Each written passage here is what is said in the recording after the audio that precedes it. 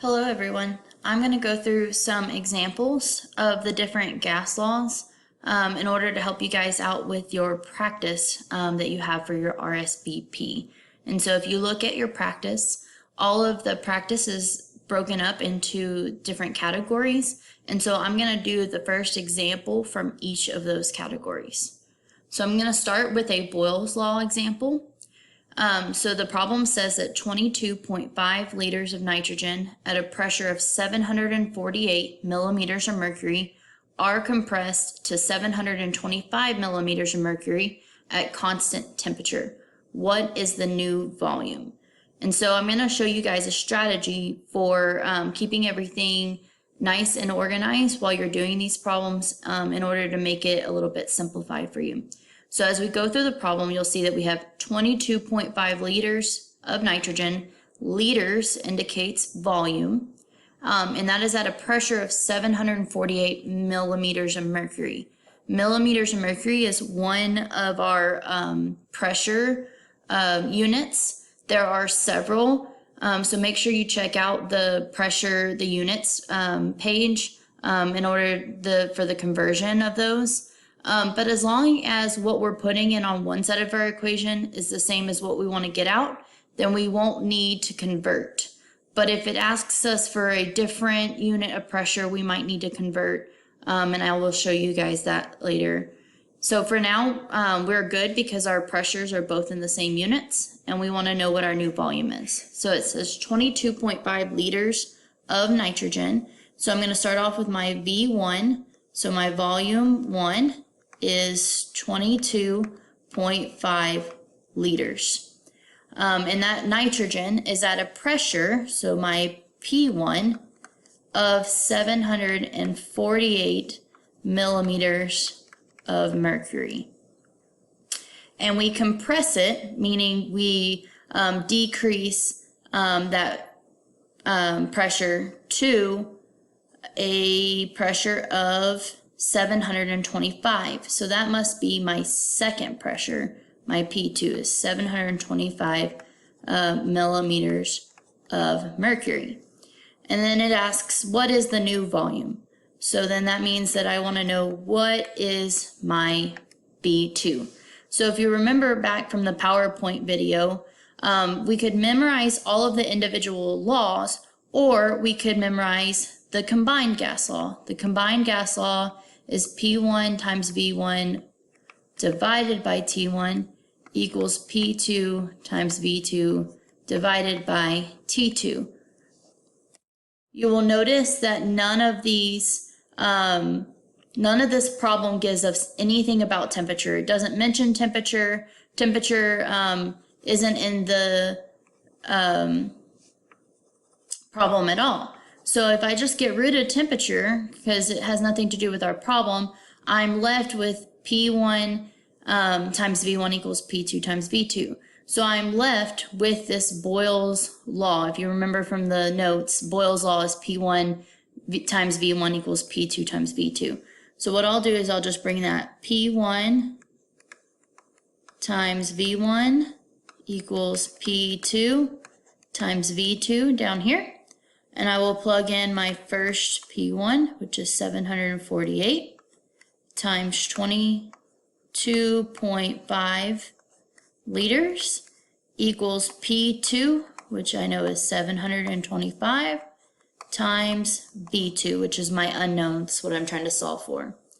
So I'll take the 725 and divide it to the other side. And when I do my math, I get that my volume is going to be 23.2.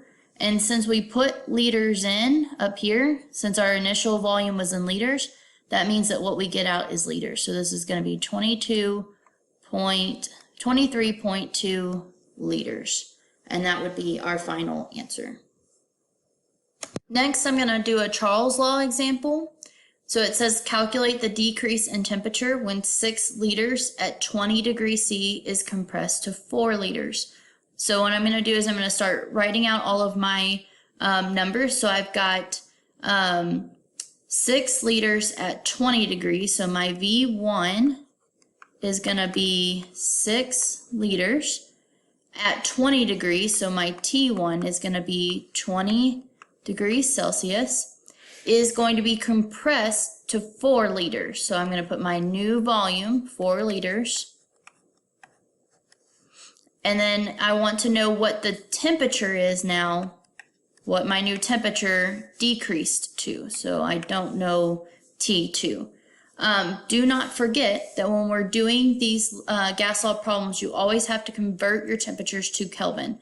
So I'm going to add 273 degrees to this, bringing my T1 in Kelvin to be 293 degrees Celsius.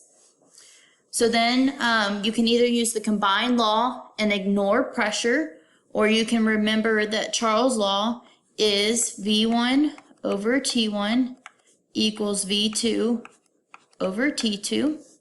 My first volume is 6. My first temperature is 273.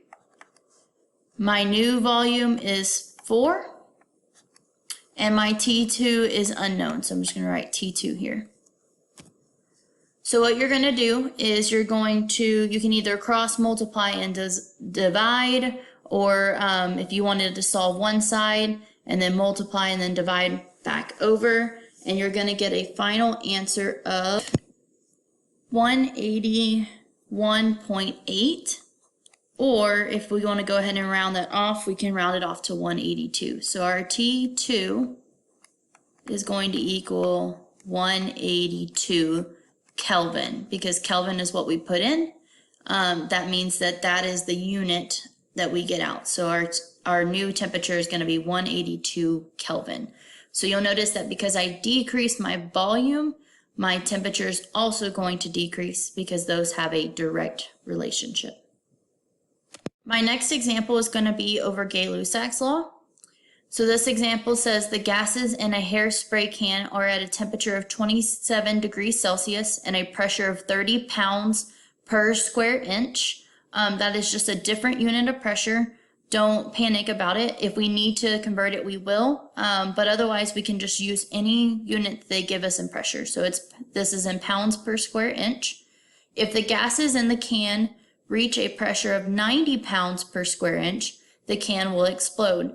To what temperature must the gases be raised in order for the can to explode? Assume a constant volume. So by saying they assume a constant volume, that is saying that you can just ignore volume. So if you remember, our combined gas law says PV over T equals PV over T. So I can ignore volume, and that gives me P over T equals P over T, which is Gay-Lussac's law. So I'm going to go ahead and write my numbers down that I have. So I know that I have temperature 1, T1, equal to 27 degrees Celsius. So remember, I want to add 273 Kelvin to that, or to get my Kelvin, I want to add 273. So that's going to give me a final temperature of 300. And then I have a pressure, P1, of 30 pounds per square inch. And then I'm going to see what happens if I increase that pressure to 90 pounds per square inch.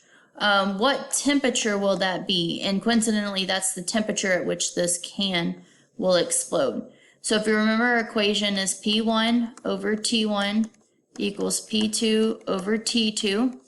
So I'm going to take that first pressure, 30, divided by 300 equals my new pressure, 90, divided by my T2, which is my unknown temperature. And so I'm going to cross multiply and divide, or do the algebra that requires. And I'm going to solve for my temperature. So when I solve for that temperature, I get a temperature of 900.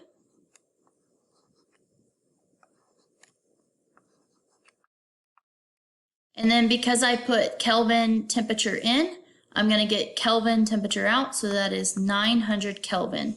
So at a temperature of 900 Kelvin, that can will explode.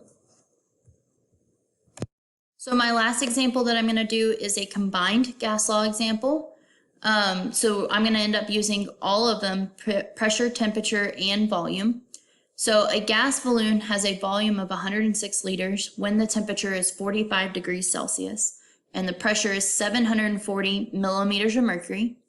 What will its volume be at 20 degrees Celsius and 780 millimeters of mercury in pressure? And so I'm going to get all of my constants written down. So I have a volume. So my V1 is going to equal 106 liters. My T1 is going to equal 45, but that's in degrees Celsius, so I'm going to want to add 273 to that. And then I have a pressure of 740 millimeters of mercury. So I'm going to go ahead and do my temperature calculation. So I'm going to take 45 plus 273 to get my temperature of 318 Kelvin. Now I want to know what will the volume be. So I don't know my second volume when it is at 20 degrees Celsius. So 20 degrees Celsius plus 273 is going to be 293 Kelvin. And then my second pressure is going to be 780 millimeters of mercury. So in this case, because I've changed both my temperature and I changed my pressure, I'm going to have to use the full combined gas law. So I'm going to have to use all of the gas laws put together. So I'm going to start substituting in. So I have 740 times 106 liters divided by 318 Kelvin. And that is going to equal 780 times my new volume, which I don't know, divided by 293. So I'm going to do my algebra.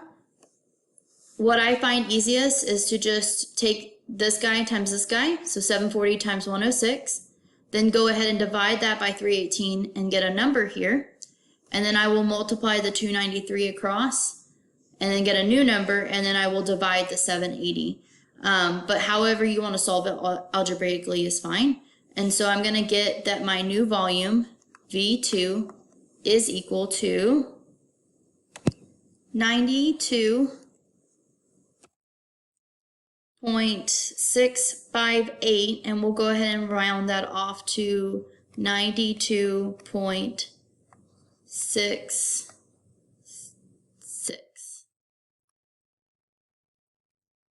And that is in terms of liters, because what we put in for our volume was liters. So we're going to reduce that.